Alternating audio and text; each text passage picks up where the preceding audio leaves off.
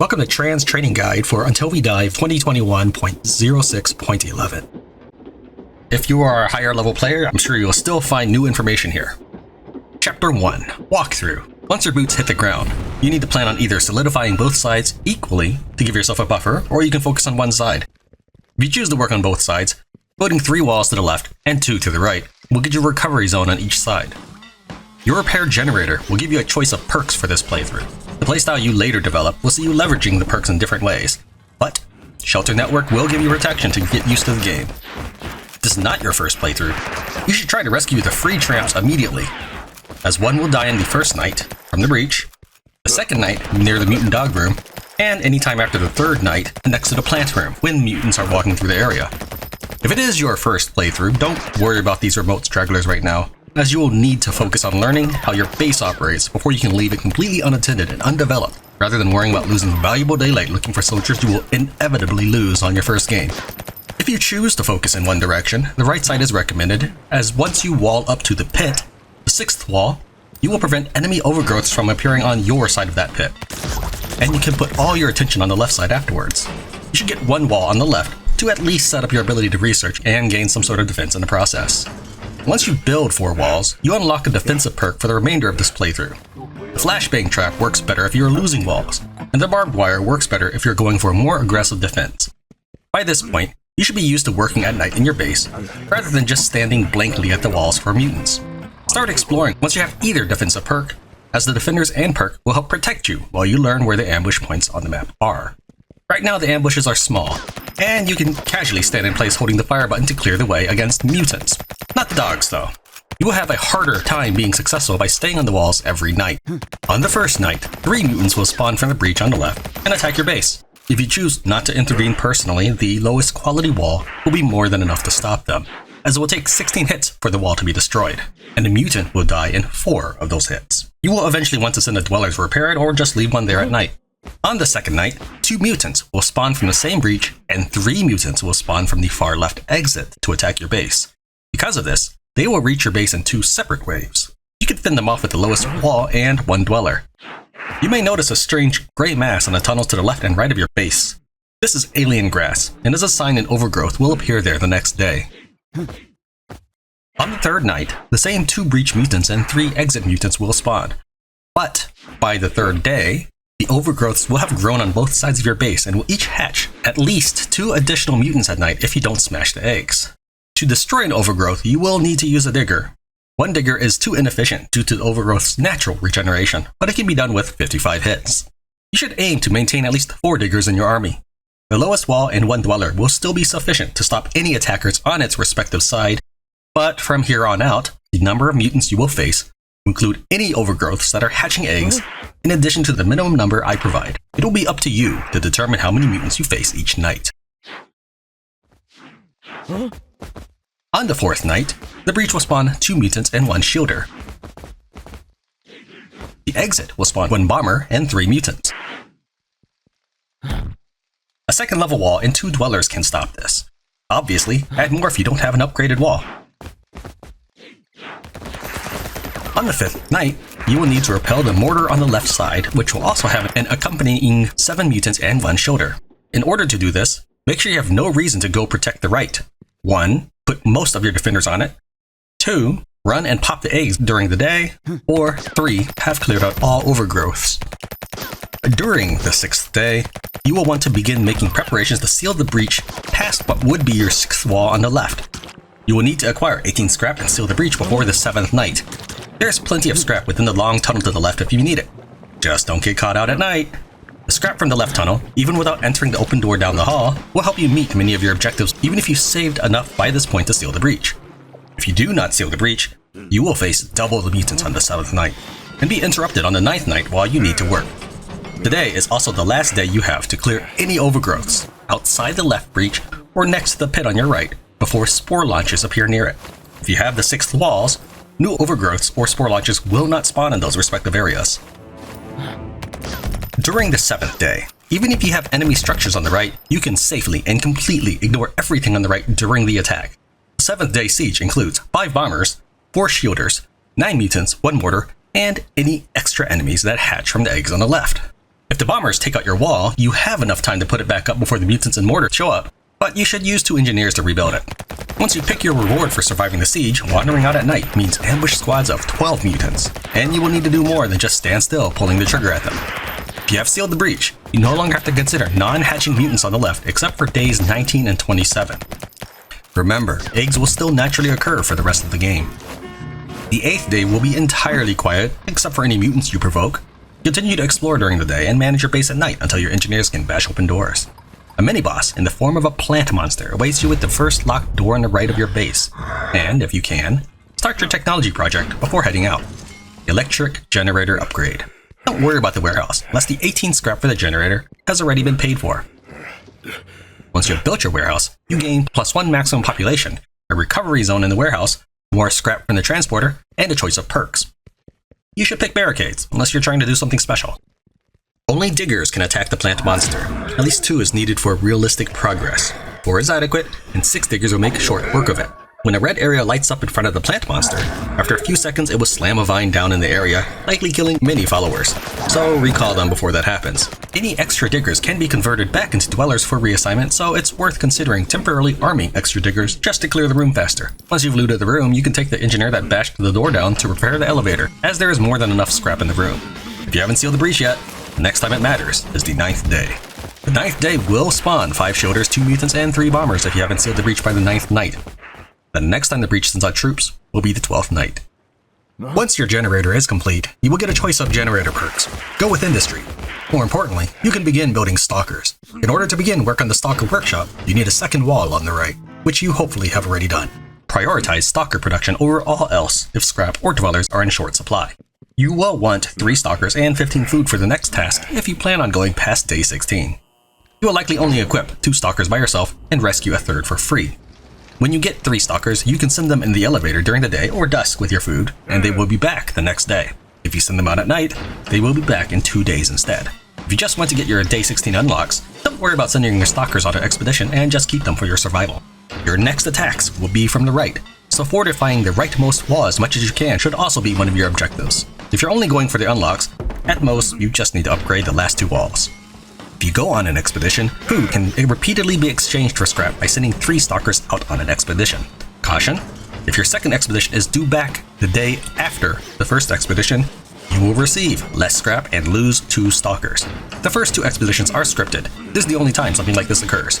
Finally, your first expedition gives you a choice of 4 science flasks and an extra life, or 6 mines and 4 molotovs. If you're only aiming for the unlocks, go for the extra life. If you're having trouble dealing with the day 17 siege, consider the molotovs. The 12th day will forcefully pan the camera to the right of your base, showing an alien bridge has stretched out over the pit. If you walk to the bridge, you will get a free stalker and a free dweller, which should be enough to get you going on your expedition, as the stalker workshop starts with 2 rifles. As a new player, you probably won't have the 18 scrap or time to seal the breach immediately, so a bomber, 7 shielders, 4 mutants, and 1 mortar will appear from the breach on the right during the 12th dusk. If you don't have an army ready, make sure you can personally supervise the battle by ensuring you won't need to be disturbed on the opposite side. The 3 stalkers you should have by now should help you for the day 12th and 15th breach monsters, instead of going on expeditions. The breach on the left will send out mutants every night through the 14th night if it hasn't been sealed. The 13th day is the last day before spore launchers begin to appear in the newly accessible tunnel on the right. As you explore the tunnel, to find resources and survivors, you may want to consider if you have enough time to demolish the overgrowths. Remember that the breach will spawn a group midway through dusk, and will likely cause casualties if you are to the right of them when that happens. Breach on the right will spawn units every night through the 15th night, and they will be more threatening than the ones from the left breach. Continue stalker production and keep them on your outermost walls, along with at least 1 engineer, preferably 2. I like to put every odd number stalker on the right and every even number stalker on the left. If you have the spare scrap and dwellers, feel free to build the sniper workshop to the left of your base. With snipers, I like to put every odd numbered sniper on the left and every even number sniper on the right, but stalkers are more important than snipers. If there are any dwellers left over after all that, they become auto turret engineers. Even a basic stalker can outdamage a double auto turret engineer. Once the game tells you that it is day 16, you will unlock both normal rewards at the end of this run. It used to be that if you won the game, you would not unlock anything, but as of version 2021.06.11, you get your unlocks upon victory. but I suggest seeing how you do against the Day 17 Siege before making a decision. Either choice you make, you should now be ready to start practicing normal difficulty on your own to improve your understanding of the game, or seasoned difficulty for the next unlocks. Chapter 2. Discover your unlocks. Multiple survival rewards can be earned in the same playthrough. Playing on a higher difficulty will also unlock the bonuses for any lower difficulty, if you meet the requirements for the same number of days. As soon as the day's counter reaches the desired number, it is safe to lose the game. Your first persistent unlock arrives after you survive for 11 days. To the right, you'll see what looks like a mushroom plant. I believe in the original version of the game, this was supposed to give you more food. Well, currently it gives you more defense. It increases wall durability by 20% per engineer, and reduces your explosive damage by 15% per engineer. This can have up to 2 engineers if you pay scrap for the second additional slot, otherwise you get 1 free slot once you have cleared the wreckage from this factory. Once you've survived 16 days, you unlock the room on the left, which is the ammunition factory. This is great. It enhances damage done by firearms. Red cartridges do not ricochet, and this of course uses engineers to operate.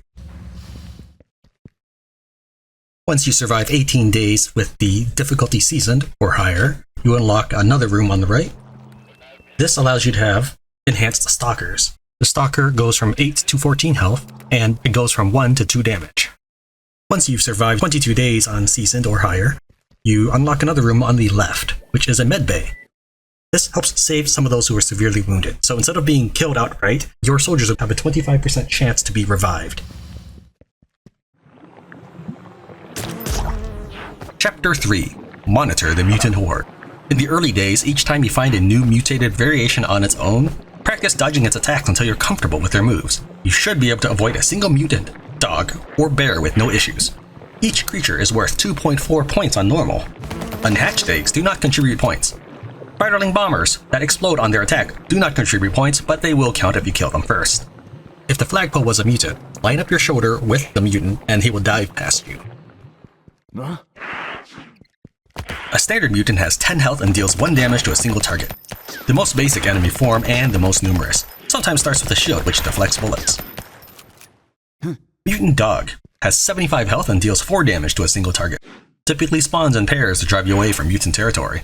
The ones that spawn this way will retreat when day breaks and most of the time when they destroy a barricade. Can hatch from overgrowths and does appear in the final wave. Spiderling Bomber has 5 health and deals 6 damage to all targets in range. Heroes take half damage from Spiderling Bombers, but will otherwise tear up your followers.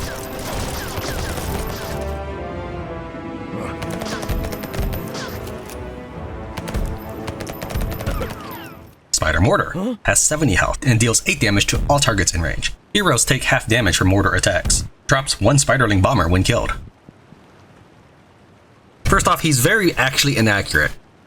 He has a very hard time hitting you if you're just standing right here.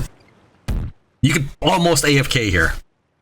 Now he can hit you, but very rarely.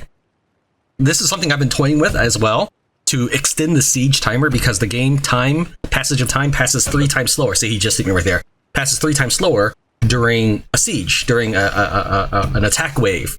Not right now, this is normal time. Anyways, I can just turn around and start backstabbing him here, and he'll obviously turn around and try to attack you.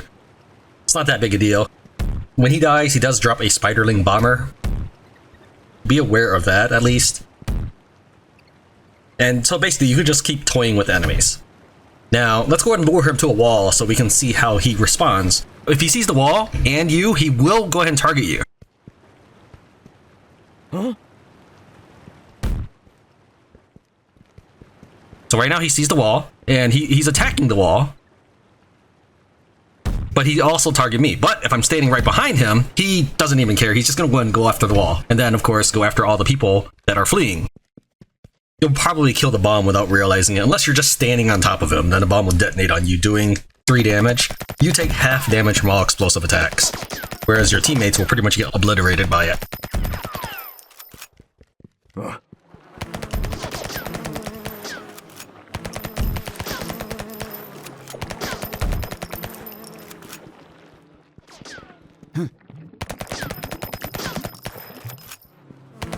Giant Bear has 210 health and deals 10 damage to all targets in range. Throws 2 eggs over the wall at a certain distance and is invulnerable when doing so. It will not throw again until a short period of time passes. If he is delayed by attacking someone on the way to the wall, he will have time to throw eggs again. He can also naturally deflect 15% of bullets, including sniper rounds. First appearance will be day 17 on normal. Drops 3 spiderling bombers when killed.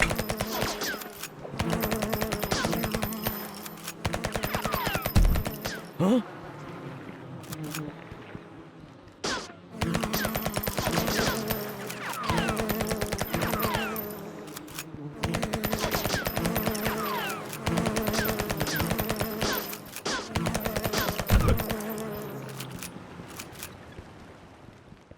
Chapter 4. Explore Enemy Secrets. Huh? At any time, 5 mutants and 1 shielder will defend an open breach every 3 days since their last appearance. They do not appear at all otherwise. On normal and season mode, the breach on the right side will never spawn defender mutants. As a result, the cutscene with the Stalker and Dweller remains the same as in the previous version. At daybreak, alien grass cannot grow as a prerequisite of an overgrowth if you are in the area. Alien grass that is the decoration of an already existing issue will reappear as needed. An overgrowth cannot grow if you are in the area. And eggs will spawn regardless of your presence.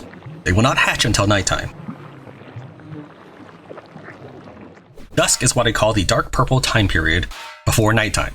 Only at the beginning of this dark purple time period, troops in the field and not in your command range will retreat back to your walls, or generator if none.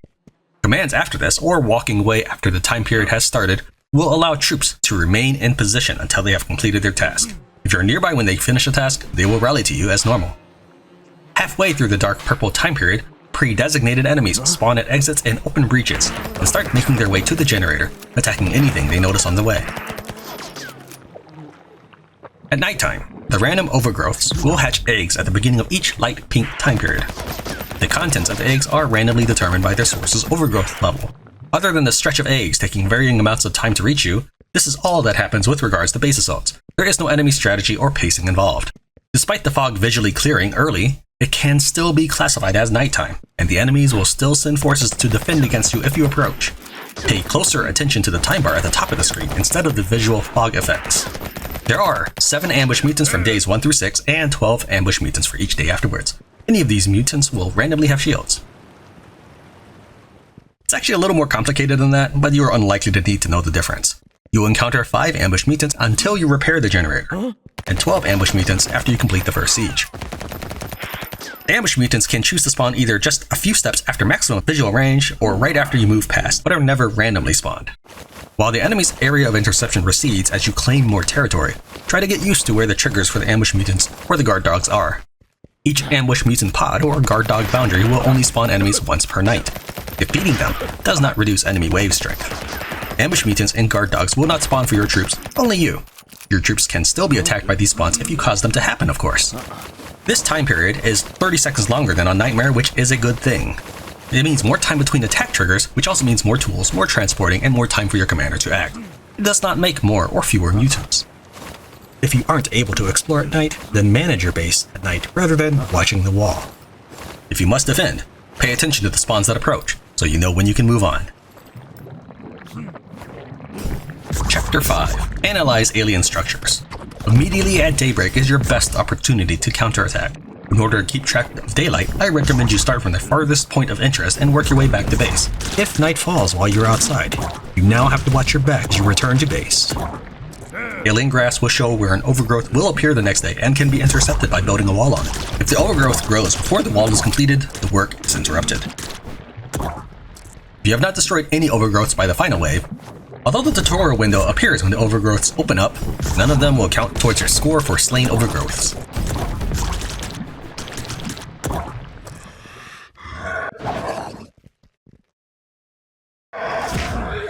Flowey, a weed. Has 120 health, recovers 1 health per second, and deals 13 damage to the nearest target, with targets behind taking less. Diggers deal 3 times their level per hit.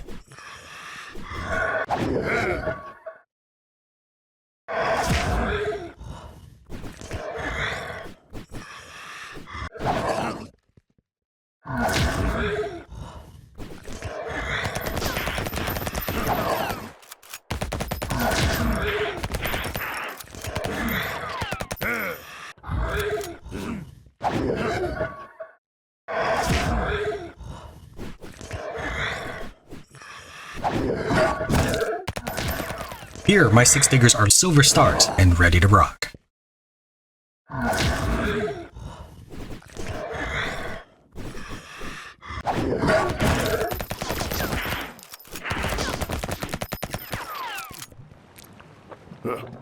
So right here, right in front of my flashlight, is what I call a spore launcher. These things generally target you. There are instances, and I have it on footage, where they will actually totally ignore your hero, even if you are in shooting range, visible range and everything, and they'll just go after your diggers instead. So it's not 100% chance that they will target you and leave your diggers alone, but it's pretty good. So what we're gonna do is we're gonna attack these structures 5 times to lure it out, and then we are going to dodge it. Just practice. You gotta practice this if you're gonna destroy these without shields or molotovs. 3, 4, 5. So that when it crouches down, it's gonna shoot. And so you just walk away from your diggers so it doesn't try to lead you and shoot the spores into the diggers. That's all you have to do. So I like to look at them, and then when it crouches down, I like to turn around and keep backing away, inching away, so I can still keep an eye on the situation, know when it's shooting, or you can just listen for it. Like that. Now, realistically, what I should be doing is having him attack that.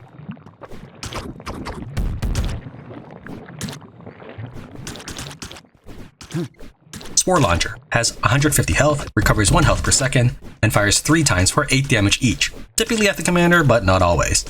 Diggers deal 2 times their level per hit. Can be seen as a cluster of head-sized pods in its undeployed state.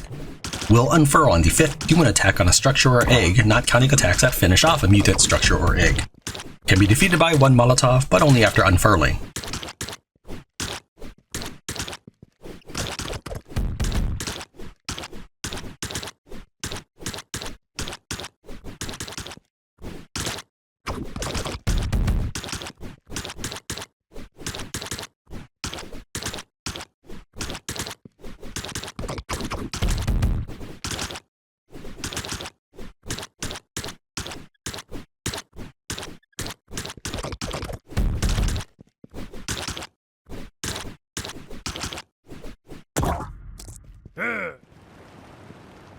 Overgrowth level 1 has 180 health and recovers 1 health per second. Diggers deal 4.5 times their level per hit. Can be defeated by 1 Molotov. Worth 32 points on normal.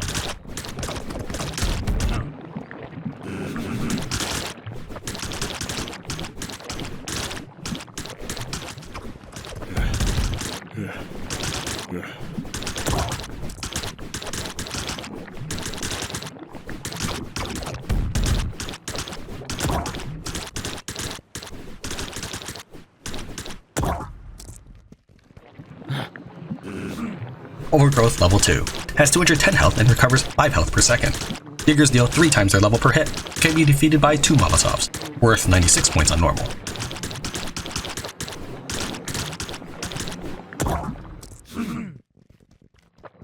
Overgrowth level 3 has 300 health and recovers 6 health per second. Diggers deal 3 times their level per hit. Can be defeated by 2 Molotovs and worth 192 points on normal. Chapter 6. Choose your commander. Commanders take only 50% of explosion damage. If the commander's health or the generator's health reaches 0, the game is conceded to the mutants and you are shown the unlocked rooms. Stamina does not recover while moving and not near a lit barrel or warehouse. It takes a couple seconds to start recovery if you drain it to 0, but will otherwise recover immediately. Ivan has 30 health, 125 stamina, and fires 80% yellow bullets for 1 damage and 20% red bullets for 2.5 damage, for an average of 1.3 damage. Backstab adds 2 extra damage regardless of bullet type. With 2 engineers on the ammunition factory, 50% of the bullets are red, increasing to 1.75 damage on average or 11.7 DPS. Anna has 20 health, 125 stamina, and fires a short-range cone of 6 pellets for 2 damage each, totaling 12 damage. Backstab is 2.4 damage per cone regardless of bullet type. With 2 engineers on the ammunition factory, frontal attacks are 24 damage or 24 DPS. Restores 10 stamina when she picks up food, and runs marginally faster than Ivan.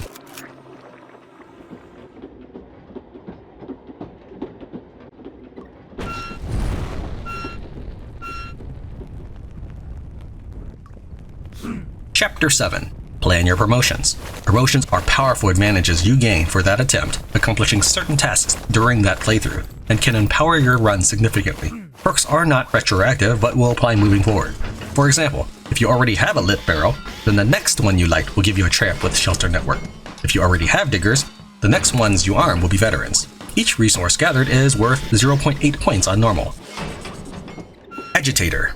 For the next 2 trips, the merchant brings an additional follower. For each dwelling of the 4th level, 1 tramp will come to the base. Agitator is a surprisingly good pick for Nightmare mode, but since this is a guide on the normal perspective, you should give this one a pass if you see it. There are a lot of free followers on the map, with an extra 3 immediately available to join your starting 3. Getting any of the 4 dwellings to the 4th level requires you to wait until you get a fuel generator up and running. Shelter Network. After lighting the first brazier, 1 tramp will come to the base. An active brazier increases the population cap by 1. The ground ignites around the braziers as mutants run by. Shelter Network is the only starting perk that gives you a higher maximum population count. This perk gives you the strongest in-game army, and the ground ignition can help holes in your defense. Shelter Network is a solid approach for a game where you've decided you need more defenses. Combat training. The merchant will bring an additional digger next time. New diggers get veteran status immediately. Diggers clear rubble faster, dash will consume less energy. Combat training has a hidden ability. Whether it's intentional or not is irrelevant. I can only inform you what the skill actually does. Your diggers will level up every 4 days with combat training rather than every 5 days as normal. This means you will have a level 5 digger as early as day 13, while anyone without combat training must keep his diggers alive to at least day 21. A small group of level 5 diggers will completely devastate an enemy nesting ground in short order, but if you only plan to wipe out hatcheries once or twice a map, Molotovs are more effective.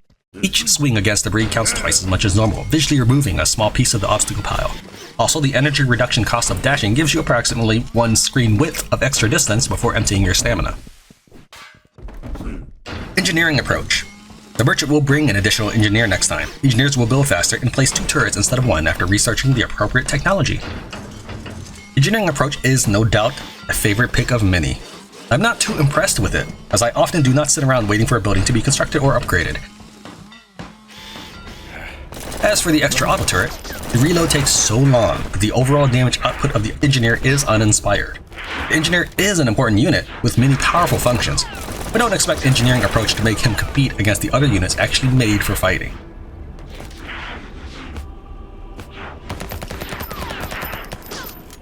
Leadership. Followers work faster when close to the commander and gain significant resistance to all types of damage. The text of leadership is slightly misleading, in that it looks like the main benefit is the faster work rate.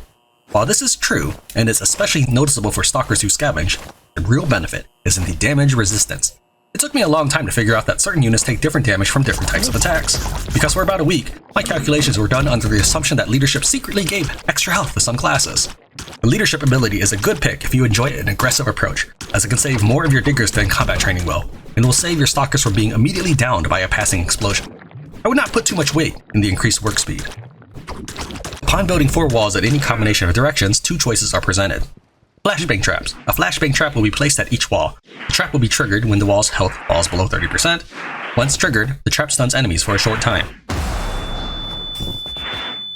Flashbang traps are a reliable pick as you start learning the game. While the trap won't win you any battles on its own, it will stall the enemy so you can rush to that side and personally defend it. Once you get used to having your followers fend for themselves, you can move on to barbed wire. Enemies take 2 points of damage for every 2 seconds inside the barrage line. 2 isn't enough to make this a must-have perk, but if your walls aren't dropping below 30%, this is the only remaining pick for you. This does not make barbed wire appear, it only allows what I call hedgehogs to act as barbed wire and do damage. Immediately upon constructing the warehouse next to the generator, 2 choices are presented. Sorting. The warehouse is replenished with 1 scrap for every second shield, mine, or Molotov cocktail produced. I wouldn't recommend this perk over barricades unless you were trying to get a few more points. You won't produce shields until the electric generator, Molotovs until you find fuel, or mines until you complete all research. The base rate without industry is roughly 9 scrap per game day when all work booths are operating with engineers. Barricades. The outer walls will be reinforced with a tire barricade before each nightfall. Barricade durability will be equal to 50% of the wall durability. Barricades will reduce explosion damage. Making walls beefy is typically a good move in this game, given your unprotected followers can quickly fall to a barrage of enemy attacks. Your temporary barricades will take 50% of your wall's durability after that durability has been modified by other perks, effectively giving all selected wall perks an extra 50% bonus. Upon surviving a siege, 2 choices are presented each time. Refugee, 1 tramp will join the camp. The refugee is a good way to pick up your economy quickly or to replace losses after a siege. you're doing well, you are likely to hit your maximum population. You should probably go with cash. A supply box will appear at the generator. This gives you 12 scrap and 8 food. If you can afford to wait the 155 seconds for the transporter to return a follower after taking your 8 food, this unassuming bonus will give you a small handful of additional scrap. Upon moving near the electric generator, 2 choices are presented. Scientific approach. The cost of all future technologies will be reduced by 1 blue flask. Walls will become 5% stronger for each technology researched. With 8 technologies in the game, this will gear you up for 40% extra durability for the final siege. If you find yourself struggling to keep your upgraded walls up, this will leave them standing. Industry. Tools, shields, Molotov cocktails, and mines will be produced 30% faster. When full, the workshop will generate scrap. Industry is a favorite of many. Many may like the scrap bonus as it effectively turns an unused labor force of full workshops into something tangible. I like this one because it gives me 30% more guns. After your stalkers return to the subway from the surface, 2 choices are presented. Civilian supplies. Gather 4 blue flasks and medicine. When near death, the commander will throw a flashbang grenade to stun mutants and heal himself. This ability can be used once. Many people prefer the Molotovs over this one, but personally I generally take the civilian supplies in order to get an extra life. While you might not need to ever use it, that insurance policy will not only keep you in the game should the worst happen, but also let you take more risks and be more effective since you know your game won't end yet. Army cache. Gain 6 mines and 4 Molotov cocktails. The mines will be placed on both sides of the generator. The mines are placed within your innermost parts of the base. While mines are powerful, I'm not convinced 3 extra hits on either side will save you if the mutants are making it that far. The Molotovs are the reason to take this perk if you are in a hurry to set things on fire. Upon moving near the fuel generator, 2 choices are presented. Strengthening the borders. Walls of all levels become stronger by 20% and barriers further slow down the advancing enemies. The wall's hedgehogs slow the enemy to a crawl, which is incredibly valuable when the best defense are your ranged weapons. The walls also receive a significant 20% durability, which further trickles down into the barricades perk. Fire traps. A fire trap is placed at every second wall, starting with the outermost. The trap is triggered when the health of the wall falls below 50%. Fire trap should probably not be taken if you have flashbang trap, but is otherwise a good perk. It can effectively take down an enemy group once every 2 walls with this. Problem is, it's unlikely just a small number of groups by the time your fire trap activates. If you have any sort of army, strengthening the borders will give you a stronger defense than fire traps. Chapter 8. Hail Humanity's Heroes. Each follower who survives is worth 24 points on normal. Each follower who dies is a static loss of 1500 points, not modified by the difficulty. A trap has 1 health. The traps placed on the open map at the beginning will be attacked by passing mutants. The mid-left tramp will die on the first night of 3 breach mutants. Far left tramp will die on the second day when the 3 exit mutants spawn. Mid-right tramp will die if an overgrowth further right eventually sends mutants. Dweller has 6 health, deals 1 damage when throwing rocks, 0.8 DPS, or punches twice for 1 damage each, 0.68 DPS. Because there's so many details about each class, I will actually just show you my notes in this case on top of the screen now.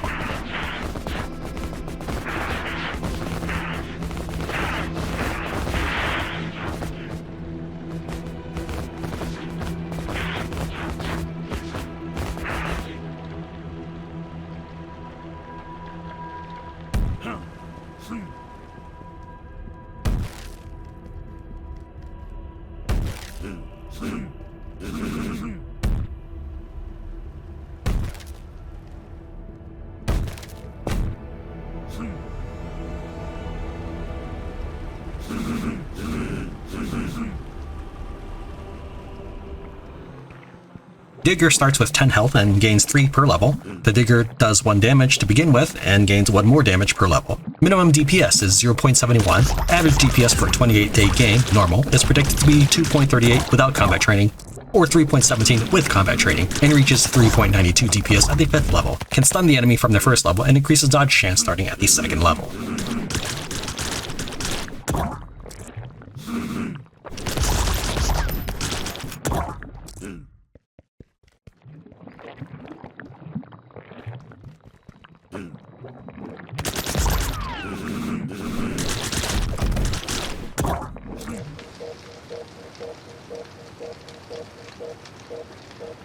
Engineer has 9 health, uses an auto turret burst of 13 bullets that do 1 damage each, with red bullets doing 2.5. With 1 auto turret and 2 ammunition engineers, he has 2.88 DPS. With the engineering approach perk, this increases to 4.55 DPS due to the 2nd turret. Turrets are stationary behind each other, thus effective range is limited, so stopping at 10 is recommended. and 13 bullets are always fired regardless of the target's status, forcing a mandatory cooldown or reload period. Does not have any other attack.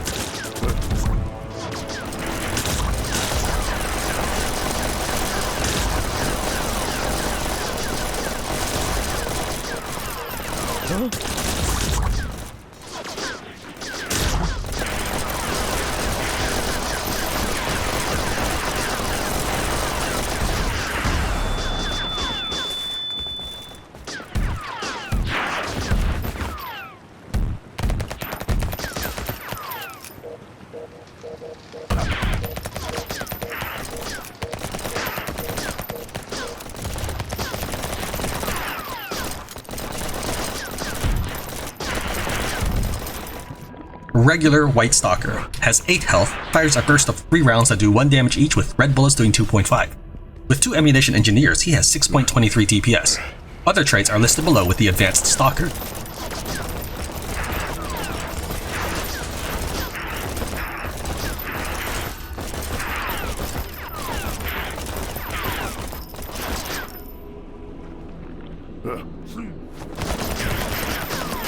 The Advanced Gold Stalker has 14 health, fires a burst of 3 rounds that do 2 damage each with red bullets doing 5. With 2 ammunition engineers, he has 12.45 DPS. The Sniper has 9 health and deals 40 damage, with red bullets doing 100, or 10 DPS with 2 ammunition engineers. Shots will bypass regular mutants to aim at larger threats in the back.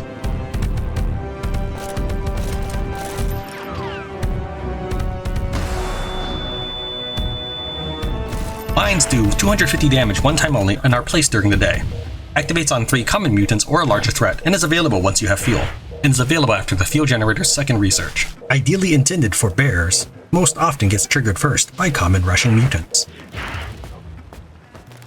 The handcar. The mortar on the handcar fires a salvo of 3 shells that deal 50 damage to every enemy caught in each blast. Has 3.72 DPS to a single target if all shells were to hypothetically hit. Always automatically enabled once the handcart is upgraded with weapons. The machine gun on the handcart fires bullets dealing 1.5 damage each, with red bullets doing 5.75. Has 24.79 DPS, but each machine gun only faces one direction. Permanently requires 1 dweller per gun, and is only available once the handcar is upgraded.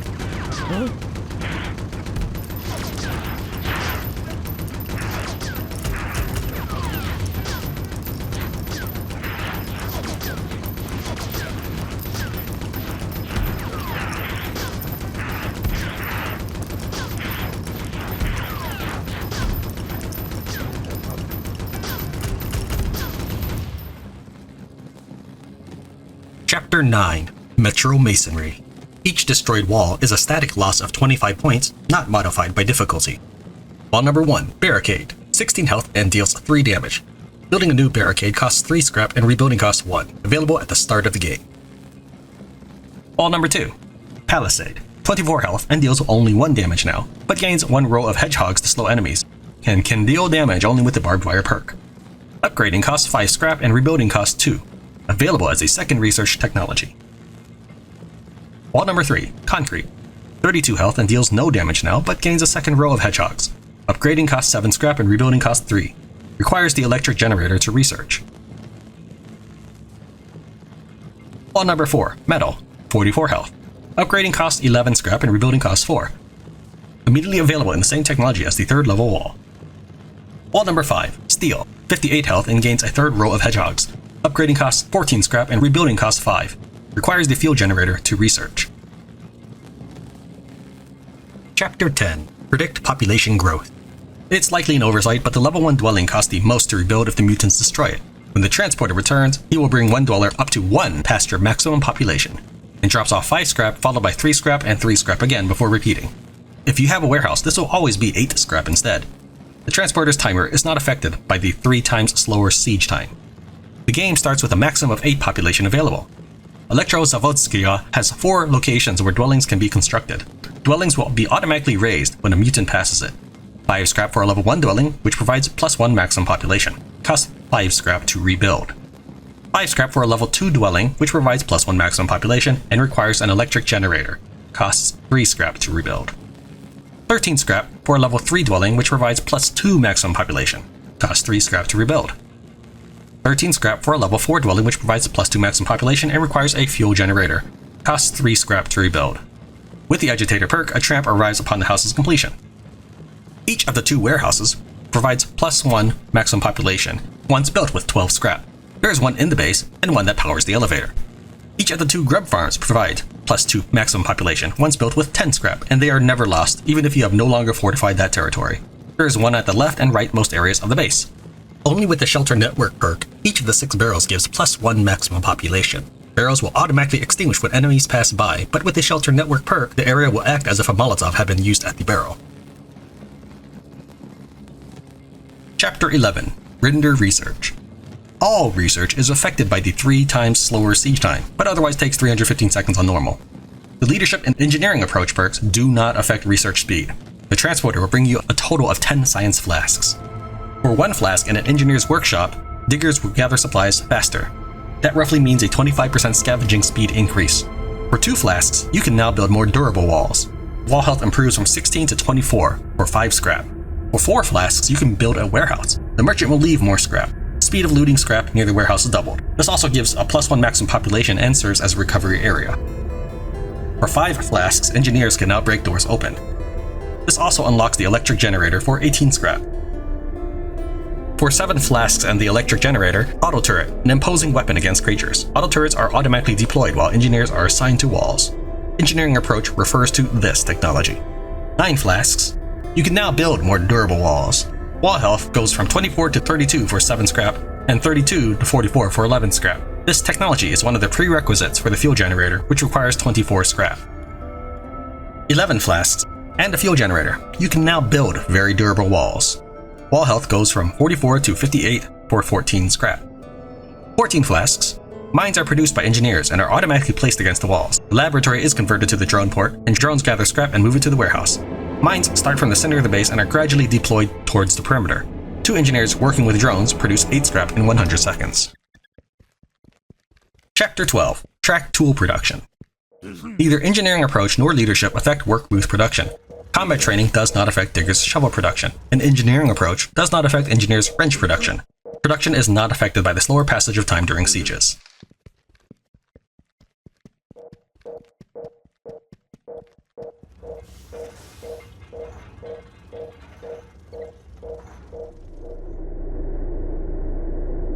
Chapter 13. Tips and Tricks.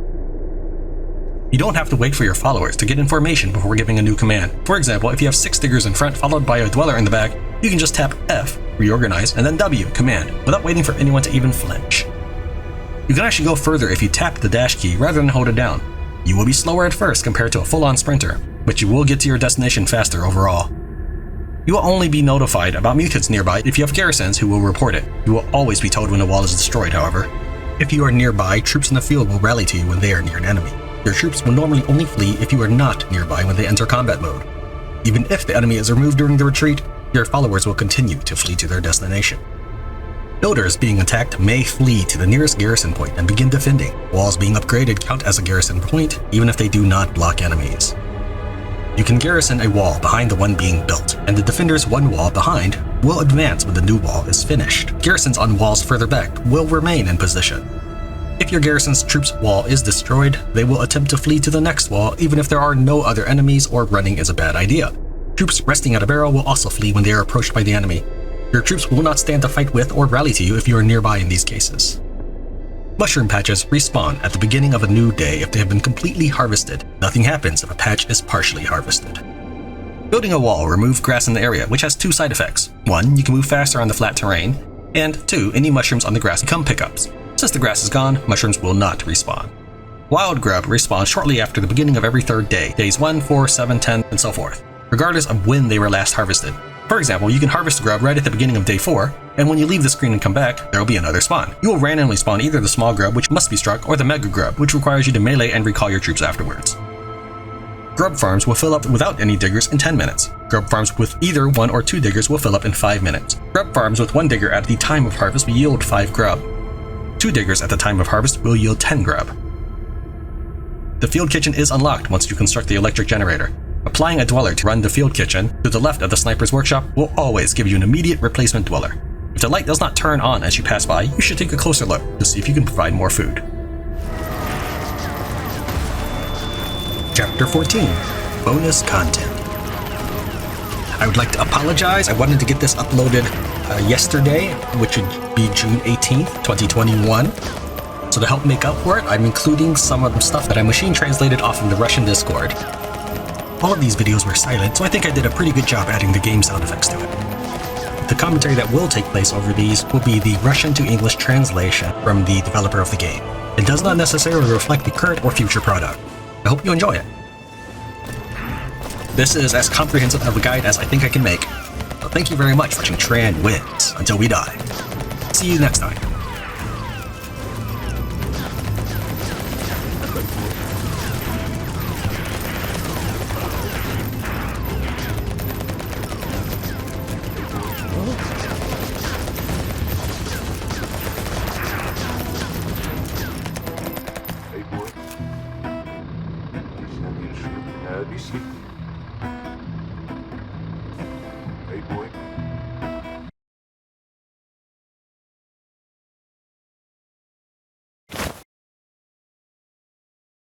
Under a thick layer of dust rested a rusty iron colossus, a reactor.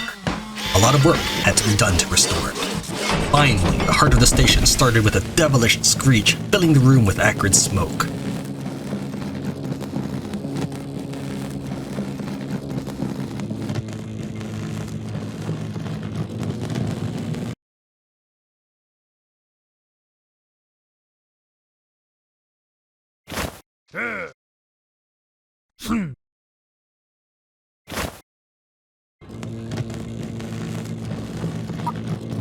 Mechanics of upgrades for objects.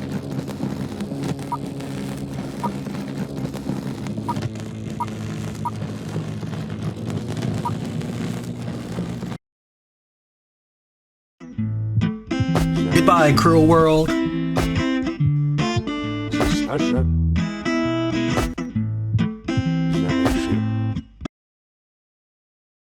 There is a carriage in the center of the station, our main hideout. The car is divided into 5 compartments. The first compartment houses a medical laboratory. Our engineers noticed that from the blood of mutants, you can get effective drugs and make first aid kits. The next compartment is the arsenal. Here they produce cartridges for stalkers, and until we die, ammo is a finite resource. Their constant renewal is necessary.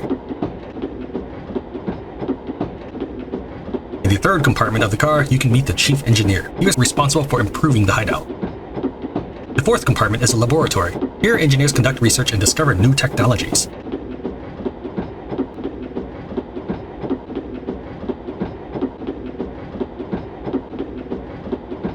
The fifth compartment houses the command center. Thanks to the work of this object, we open new locations on the map.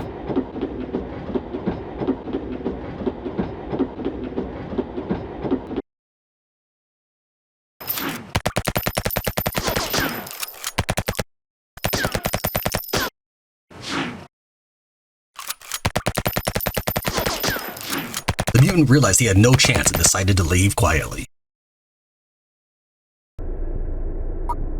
Study of technologies. Upgrades. There are many iterations and thoughts on this score both in terms of design and visuals. There are 3 branches, conditionally divided into military affairs, civilian life, and support. The names are subject to change. Each branch has 4 upgrades. The military branch mainly improves units. For example, stalkers will be able to throw incendiary mixtures. The citizen helps with the economy and the growth of units, since the units in the game are themselves a valuable resource.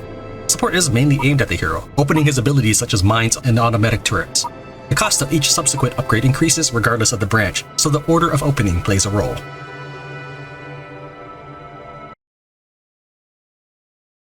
We thought that a game about the Moscow Metro without a food delivery courier for you-know-which company in the last letter in the alphabet would be a crime.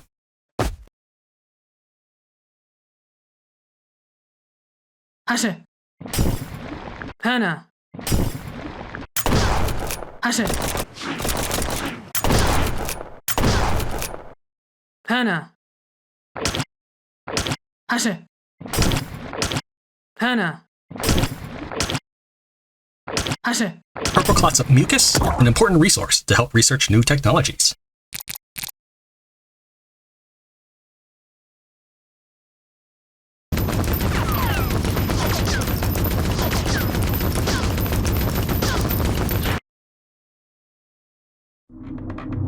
People are divided into two types, civilian or crazy Ivan.